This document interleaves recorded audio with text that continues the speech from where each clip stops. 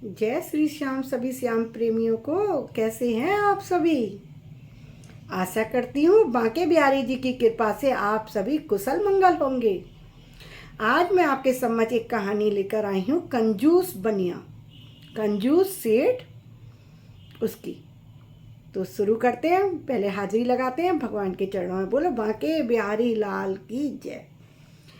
एक बार एक कंजूस सेठ था। वो भगवान श्री कृष्ण का अनन्य भक्त था, बहुत पूजा करता था, लेकिन कंजूस था। ये बात ध्यान रखना है आखिर तक आप। एक कंजूस व्यक्ति, कंजूस सेठ भगवान श्री कृष्ण का उपासक था, भगवान को बहुत प्रेम करता था। एक बार वह संत के पास गया और कहने लगा, महाराज कोई ऐसा उपाय बताइए जिससे मैं श्री कृष्ण की सेवा कर सकूं और मेरा कोई पैसा भी ना लगे। क्या बोला? महाराज कोई ऐसा उपाय बताइए जिससे मैं कृष्ण भगवान की पूजा भी कर सकूं और दाम पानी भी खर्च ना हो। अब संत जी उसकी कंजूसी की आदत से पहले से ही जानते थे ना, परिचित थे, क्योंकि संत के पास वो जाता रहता था। इसलिए कहने लगे, तुम श्री कृष्ण की मानसिक सेवा किया करो। मानसिक सेवा क्या होती है आप जानते हैं ना, कि मन में ही सोच लो कि हम भगवान को स्नान करा रहे हैं, वस्त्र पहना रहे हैं, भोग बनाया है। कोई से भी भोज का आप मन में सोच लो कि आज मैंने 56 भोग लगाए हैं भगवान को, कुछ भी, तो मन से ही भोग लगा रहे हैं। सब कुछ मन में चल रहा है, आपको कुछ भी खर्च नहीं करना है। बस मन को एकाग्र करके और अपने मन में सोचना है कि मैं भगवान की पूजा कर रहा हूँ, सेवा कर रहा हूँ। तो इस प्रकार संत जी ने उसको बोल दिया कि तुम भगवान की मानसिक पूजा करो और ऐसा आवाज़ करो जैसे तुम भगवान श्री कृष्ण भगवान के लड्डू गोपाल भगवान को स्नान करा रहे हो, सुंदर वस्त्र पहना रहे हो, भोग लगा रहे हो। ये सब तुमको मानसिक रूप से करना है, पैसे नहीं खर्च करने। इसलिए इसमें कोई कंजूसी मत करना। अब मानसिक रूप में भी तुम कंजूसी करने लगे तो कैसे चलेगा? उन्होंने सेठ से कहा कि जब मानसिक रूप से करो ना तो अच्छी सी पोशाक पहनाना भगवान को, स्नान भी कराओ तो दूध से कराना, है ना, पंचाभिषेक से कराना, वस्त्र पहनाना तो सुंदर रत्न जड़ित पहनाना, अच्छा अच्छा श्रृंगार पहनाना, खूब सुंदर सुंदर हार, मालाएं, मुकुट लगाना, रत्न जड़ित मुकुट, आभूषण सब पहनाना। और भोग लगाओ तो सुंदर सुंदर मधुर मिष्ठानों के, 56 भोगों के। इसमें कोई कंजूसी मत करना। पूरे वैभव के साथ भगवान के संत ने कहा है, भगवान की तुम सेवा करना। इसमें तुम्हारा कोई दान पानी तो लगेगा नहीं, कोई पैसा तो लगेगा नहीं, और तुम्हें भगवान की भक्ति और सेवा का पूरा फल मिलेगा, पूरा आनंद आएगा, बहुत आनंद आएगा। अब कंजूस सेठ का नियम बन गया हुआ है, प्रतिदिन बहुत ही भाव से श्री कृष्ण भगवान की स्नान करवाता, मन में ही आंखें बंद करके स्नान करवा रहा है, श्री कृष्णाय नमः, श्री कृष्णाय नमः।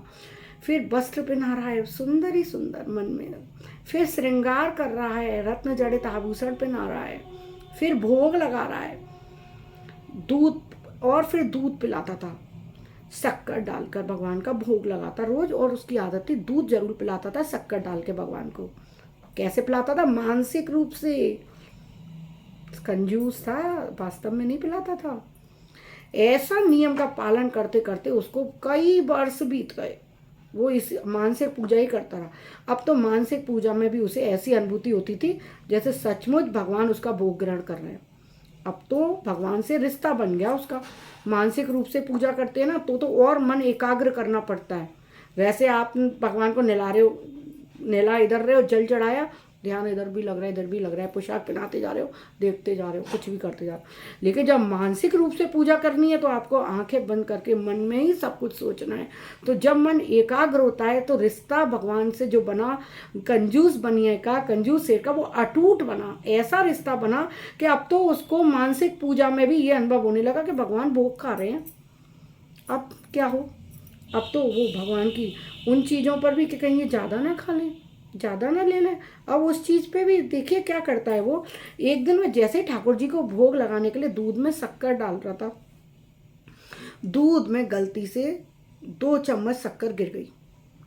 1 चम्मच डालता था, मैंने बताया था ना, रोज दूध में 1 चम्मच शक्कर डाल के ही पिलाता था भगवान को।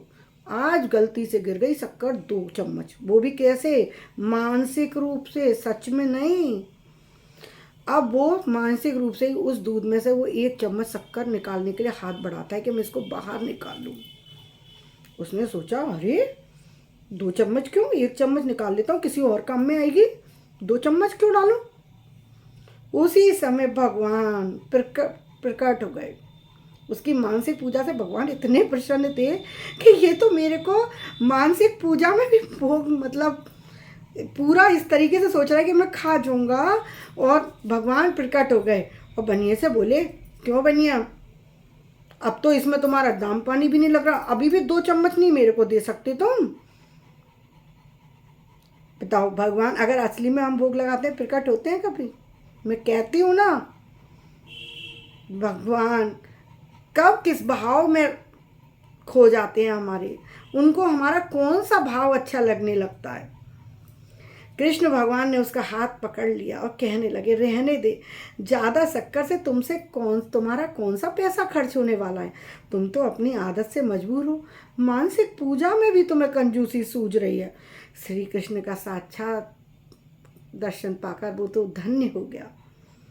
इसीलिए कहते हैं नियम का जीवन में बहुत महत्व है। मैं कहती हूँ ना, अभ्यास करो, चाहे थोड़ा करो, जाप करो या पूजा करो या कोई ग्रंथ पढ़ना शुरू करो, चाहे थोड़ा करो, लेकिन रोज करो।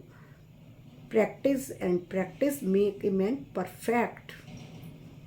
जब आप रोज करेंगे वो काम, तो वो आपकी आदत बन जाएगा।